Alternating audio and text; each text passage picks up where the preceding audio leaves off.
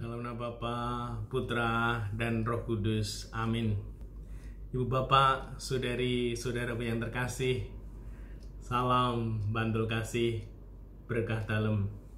Kembali kita berjumpa dalam renungan harian 4 April 2020. Kita akan mengambil dari Injil Yohanes bab 11 ayat 45 sampai 56. Banyak di antara orang-orang Yahudi yang datang melawat Maria dan yang menyaksikan sendiri apa yang telah dibuat Yesus terhadap Lazarus percaya kepadanya. Tetapi ada juga yang pergi kepada orang-orang Farisi dan menceritakan kepada mereka apa yang telah dibuat Yesus itu. Lalu imam-imam kepala dan orang-orang Farisi memanggil mahkamah agama untuk berkumpul. Mereka berkata, "Apakah yang harus kita buat? Sebab orang ini membuat banyak mujizat. Apabila kita biarkan dia, maka semua orang akan percaya kepadanya. Lalu orang-orang Roma akan datang dan merampas tempat suci kita seperti bangsa kita." Tetapi seorang di antara mereka, yaitu Kayafas, imam besar pada tahun itu, berkata kepada mereka, "Kamu tidak tahu apa-apa, kamu tidak insaf, bahwa lebih berguna bagimu jika satu orang mati untuk bangsa kita daripada seluruh bangsa kita ini binasa." Hal ini dikatakan Kayafas bukan dari dirinya sendiri, tetapi sebagai imam besar pada tahun itu, ia bernubuat bahwa Yesus akan mati untuk seluruh bangsa.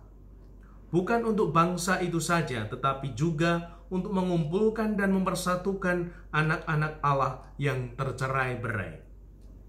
Mulai dari hari itu, mereka sepakat untuk membunuh dia. Karena itu, Yesus tidak tampil lagi di muka umum di tengah orang-orang Yahudi. Ia berangkat dari situ ke daerah dekat padang gurun, ke sebuah kota yang bernama Efraim. Di situ ia tinggal bersama murid-muridnya. Waktu itu, hari raya Paskah orang Yahudi sudah dekat, dan banyak orang dari negeri itu berangkat ke Yerusalem untuk menyucikan diri sebelum Paskah itu. Mereka mencari Yesus, dan sambil berdiri di dalam bait Allah, mereka berkata seorang kepada yang lain, "Bagaimana pendapatmu? Akan datang jugakah ia ke pesta?" Demikianlah Injil Tuhan. Terpujilah Kristus. Saudari-saudaraku yang terkasih, kebencian dari orang-orang Yahudi ternyata memuncak, meledak, yaitu orang-orang Yahudi mau membunuh Tuhan Yesus. Mereka manusia, kita juga manusia.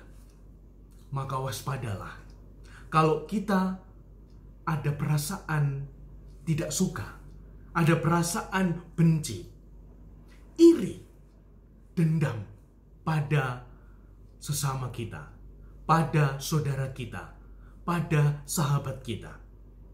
Jangan sampai disimpan di dalam hati. Karena apa? Karena kalau disimpan di dalam hati, sewaktu-waktu bisa meledak, sewaktu-waktu bisa memuncak, dan bisa sangat ngeri.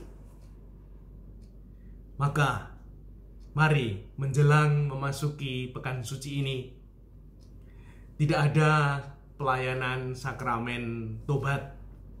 Maka mari secara pribadi kita meneliti, memeriksa hati batin kita. Apakah kita punya hati yang sudah bersih? Atau kita masih punya kebencian, iri, dengki, dosa yang masih tinggal dalam hati kita? Mari kita mohon ampun, mohon berkat pengampunan dari Tuhan, agar hati kita kembali menjadi hati yang bersih dan damai, sehingga kita semakin siap untuk menyambut Tuhan kita di pekan suci ini. Dan kita semoga memiliki hati yang bersih dan damai. Kita siap menerima Tuhan dan juga bisa untuk berbagi cinta, berbagi damai, sehingga hidup kita sungguh-sungguh menjadi berkat. Jangan isi hati kita dengan iri, benci, dengki, dendam. Mari kita penuhi hati kita dengan cinta kasih, dengan kedamaian, agar kita mampu memancarkan Tuhan yang maha baik, yang maha kasih dalam hidup kita, untuk keluarga, untuk komunitas, untuk sesama lingkungan masyarakat dan gereja. Semoga dengan demikian hidup kita sungguh-sungguh makin sejuk, makin damai, makin memberkati keluarga, komunitas, dan sesama kita. Dan mari kita masuki pekan suci dengan semangat membersihkan hati, mengisi hati kita dengan cinta ilahi. Dimuliakanlah Tuhan kini dan sepanjang masa.